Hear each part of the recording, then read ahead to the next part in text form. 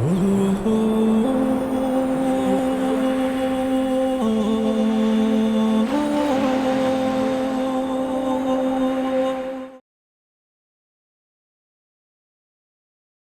الله الرحمن الرحيم الحمد لله رب العالمين والصلاة والسلام على رسول الله الأمين وعلى آله وصحبه ومن تبعهم بإحسان إلى يوم الدين وبعد كبجمتوتا هردفتوتا دليل تي في بقية هندتي السلام عليكم ورحمة الله وبركاته سن الجنة أكون بكم مسجمتا سن دراه التي سنفيد إفسويا لي وهي الحرية في الإسلام بلسمان إلى الإسلام تمال فكاتي تنجر وجل كمنيتوري سجنتا مثلا اتفقوا سجنتا كان كيس اللي إن شاء الله تعالى كولين اتفاق نتاع أك سودو كنا كيس كان فرق جمانك ما بين كمو دكتور سعيد يونيديت ولين تودان كاتفاق نتاع وجد أن فرتوك سنجنا كرا دكتور سيدا برسا دكتور بارك الله فيكم وجزاكم الله خيرا سنجنا ويا الله ستم فرقمو كيسني في اتيان سودانك ما بين كمو سجنتا سندورا كيستي إفسا وليجلا بلسمان تك الحرية في الإسلام بلسمان الإسلام ما كيست مالفكات يوانجد ككافني توري وأني رتب أبني والدبي في إلالشا بلسما كيستي حواسنك أبو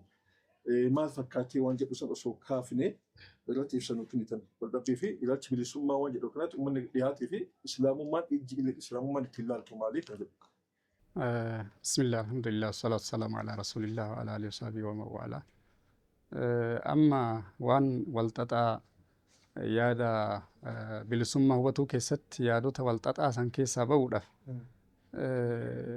gara islaamatitti yoo deemne keessaa baana. Tokkoffaa islaamni wantoota argame kana dunyaa keessatti argamu kan hunda isaa hubannoon islaamni ilaaluun ilaalcha qur'aanatii fi ilaalcha hadiisa keessatti dhufee fi ilaalcha ummata islaamaa ulamaa islaamatiin ka hubatuu dandeenyu malee homa namni marti nutti fide mara akkana jenne akkasitti yoo fudhanne karaarraa maquu dandeenya jechuudha. Ragaan kana har'a yeroo ammaa kana ummanni islaamaa yeroo amantaa isaanii dhiisanii akkasuma qaroomina islaamaa dhiisanii qaroomina warra dhiyaa jala hoggaa deeman kana rakkoon guddaan isaanitti argame isaanuu mataa isaaniitiin bilisummaa kana barbaaduuf gara wal fixuutitti ce'an jechuu. Bilisummaan maal akka ta'e waan hin hubanneef, daangaan isaa maal akka ta'e waan hin hubanneef, karaan ittiin gahan maal akka ta'e waan hin hubanneef laafinna guddaa keessa seenanii dadhabbii yeroo kamuu isaanirraan dhufin keessa seenan kun maalirraa kan ka'e hubannoo duraan karaa qur'aanatii fi karaa hadiisatiin hubataa turan ilaalcha ulamaa islaamaa, ilaalcha sahaabota, ilaalcha taabi'itoota karaa saniin hubataa turan waan kanarraa bayaniif baay'ee rakkoo keessa jiran jechuudha. Kanaafuu ilaalcha kanatti deebi'uun dirqama tayaa jechuudha yaadota kana keessaa ba'uudhaaf. Akkasuma wanti guddaan tokko shari'aan islaama keessatti beekamu ilmi namaa hundi bilisa ta'e dhalate. Ilmi namaa hundi bilisa ta'e dhalate. Kana keessatti seenaa guddatu jira. Seenaan guddaan maali? Kan biyya Masrii keessatti zamana Umar ibn al-Khattaab keessa biyya Masrii keessatti waan uumametu jira. Wanti uumame sun maali? Namni tokko sahaabaa Amr ibn al-Aasii kan jedhaniin biyya san irratti moosifamee ture. Umartuu biyya san irratti aangoo kenneef. Ilmi isaa immoo nama biroo wajjin farda gulufsiisanii namni biroo bira taree jennaan nama san garafe. Ilmi namicha mootii kanaa jechuudha. Namichi suni Madiinaa dhufee Umar ibn al-Khattaabitti himate. Natume jedhee. Yeroo tumusan maal jedhee? Khuzhaa fa'ana ibnu al-Akrameyni. An ilma kabajamaa lamaanii jedhee sanyii ofii lakkaaya namicha san garafe. Garafee jennaan namichi sun achi Masri irraa ka'ee Madiinaa dhufee Umar ibn al-Khattaabitti ilmi Amr ibn al-Aasii na dha'ee na garafee maal jedhessi garafe? Akkana jedheen na garafe jennaan jara lachuu itti ergee waame Madiinatti jechuudha. Madiinatti itti ergee waame Amrii fi ilma isaa kana madha sanillee itti ergee waame koottaa jedheen asitti na biratti dhiyaadhaa jedheeni waame. Eegasii maal jedheen namicha san hin koottuti halangee fudhu haga barbaadde garafe nama si garafe san nama si dha'e san micaa Amrii san haga barbaade ilma mootii ta'uu wajjin haga barbaadde garafii jennaan garafee geesse abbaa isallee garafii jedheen. Amriin moluu isaa keessa moluu amrii kanallee moluu isaa keessa garafii jedheen jennaan rifate namichi. Maaliif rifattaa odoo inni abbaan isaa mootii ta'uu baate silaa sin diqqeessu ture silaa mirga kee hin sarbu ture sababa inni mootii ta'eef si miidhe waan ta'eef halangee mucaa kana garafte isallee garafi mataa isaa keessa moluu isaa keessa jennaan booda namichi kun an kanadha irraa deeffadhe jedhee dhiise kan sahaabonni kunniin muddamanii jilbiiffatanii jiran gurbaan kun ka'e amrii kanallee nama guddaadha inni garafuuf deema kan jedhan gaafsan jecha beekamaa tokko jedhe ka islaamni yeroo hunda ummanni islaamaa yeroo hunda hin daganne maal jedhe wamataa istacbadtumu nnaasa waqad waladatum ummahaatuhum ahraaran urgayoomii ilma namaa gabroonfatuu jalqabdanii haati isaanii bilisa haala isa inni ta'een isaan deettee jirti gaafa gadi bu'u namni hundi isaatu bilisa ta'eeti ka gadi bu'e isin immoo yoomirraa jalqabdanii ilma namaa gabroonfatuu ka jedhu kana achirra kaa'e jechuudha. Kanaaf amantaan islaamaa bifa kanaan hubata jechuudha. Ammallee amantaan islaamaa fedhii kenne ilma namaatiif. Namni fedhii yoo dhabee fedhii odoo hin qabne yoo raawwate amantaan islaamaa isa nama kanaan adabu. Fakkeenyaaf odoo fedhii hin qabne. Fakkeenyaaf nama tokko yoo qabanii haraqee waga'an akka ilma namaatiif hurriyyaa fedhii rabbiin kenneefii jedherraa kan ka'e nama tokko odoo qabanii haraqee waga'anii obaasanii ittiin gaafatamu. Maaliif fedhiin dhabame jechuudha.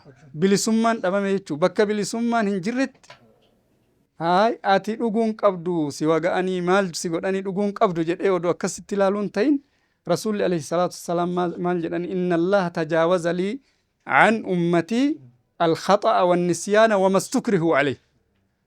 Rabbiin ummata kiyyaaf dogongora isaanii daguu isaanii waan irratti dirqisiifaman irra naa taree kan jedhu kun maal argisiisa ilma namaatiif rabbiin fedhii gayaa akka kenneef argisiisa jechuudha. Fedhii isaa kana namni tokko isa sarbuu hin qabu. Namni sun isa sarbe taanan immoo hattaa wanni shari'aan dirqaman dalagi isaan jedhe sunuyyuu irraa kufti. Wanni shari'aan dirqaman irraa fagaadhu jedhe sunuu namni dirqamaa yoo dirqisiisee waan san ka godhu taate irraa kuftii jechuudha. Ilaalchi shari'aa bifa kanaan laala. Bareeda sheeka asirratti waan kaafamu haqiiqatti waa'ee bilisummaa huriyyummaa sila islaamummaan ilma namaatiif kennite qofa osoo hin taane adlii yookaan haqqummaan islaamummaanuu qabdu agarsiisaa jecha haqiiqatti yeroo ammaa kana nama ilma mootii tumuu dhiisiiti zumaanuu akka bada bakka laaltu taate wal rubbamaa hin adabamta mirkamaadha.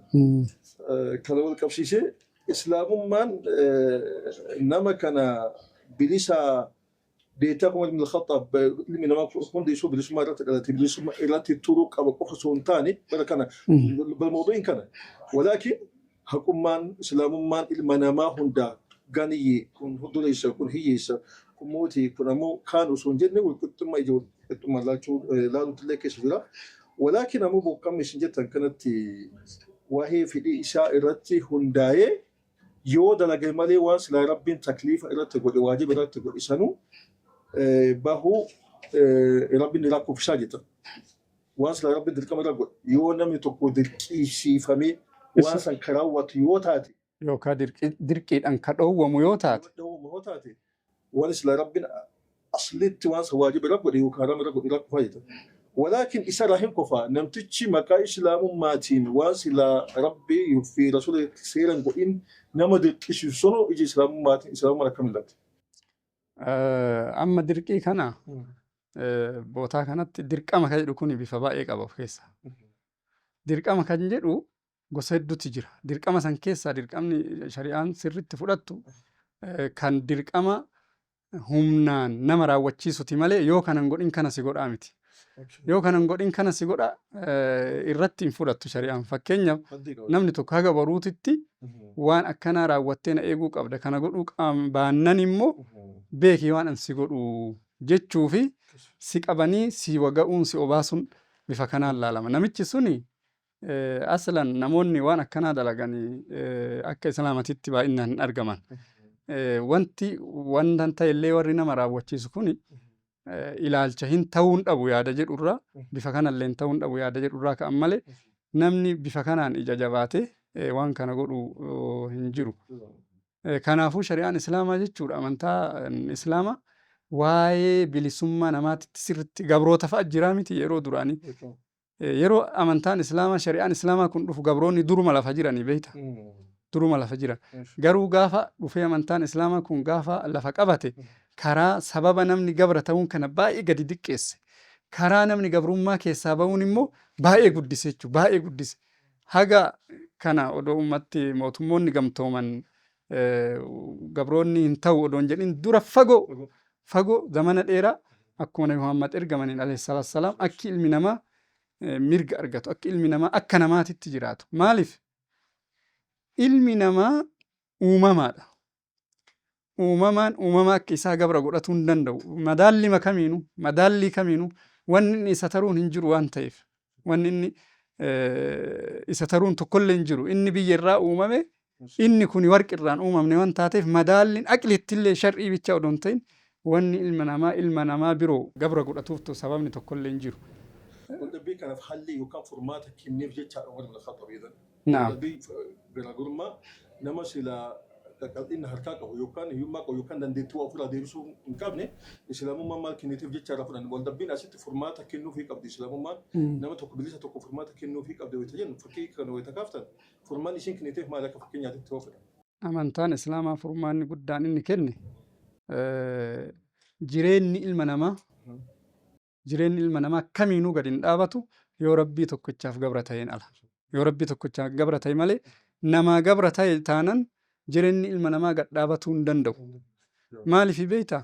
Ka har'a gabra si godhate kana boru ka biraa gabra godhata.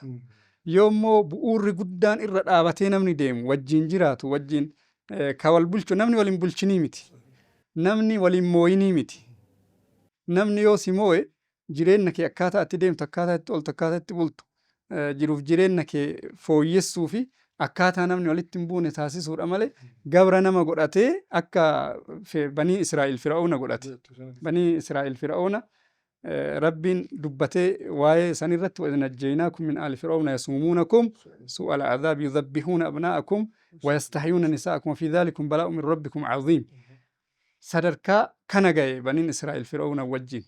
Maal godhaa dhiira isaanii hin ajjeesa dubartii isaanii immoo maal godha haadima godhata. Bifa kanaa namni bifa kanaan wal gabroonfate namni hurriyyummaa ofii bilisummaa ofii bifa kanaan dhabu irratti shari'aan islaamaa baay'ee dubbatti waa'ee dhimma kanaatirraa jechuudha.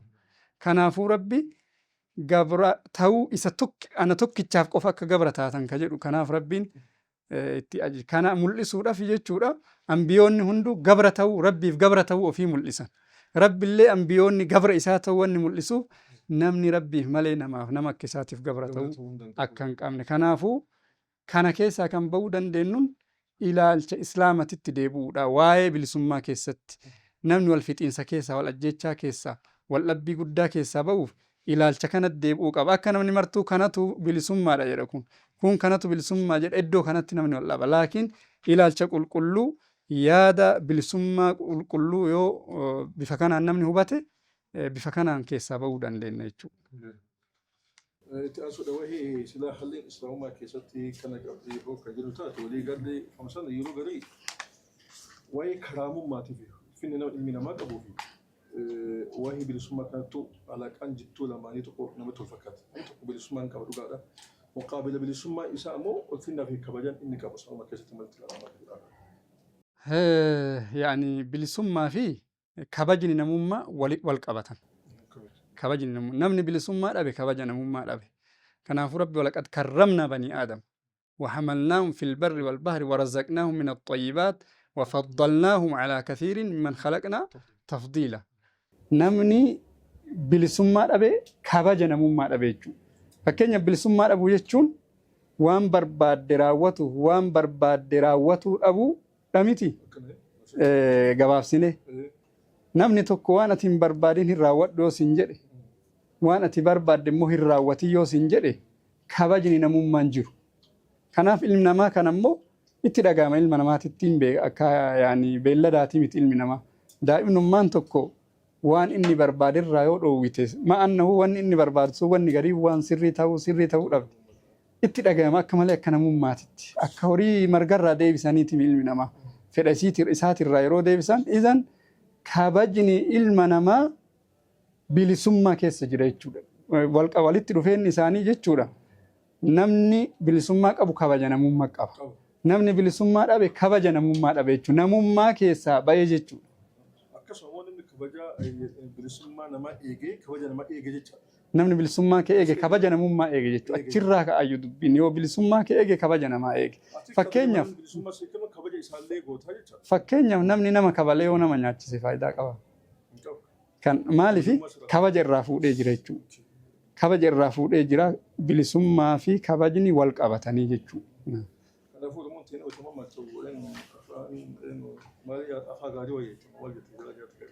Afaa gaariirra afaan gaarii wayyaa.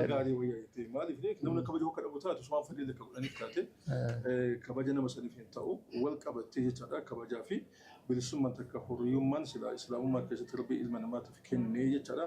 Wakkanatti aansee ammoo waan hagam takka ishiin islaamummaa keessatti sadarkaan ishiin qabdu malee akka jedhu inshallah ta'ala sagantaa itti dhufu akka waliin laallu ta'a. Kabajamtuu daawwattoota keenya sagantaa kana asumarratti goolabna. sagantaa biraatiin torbaan dhagaa walitti deebinutti. Wassalaamu alaikum warahmatullahi wabarakatuh.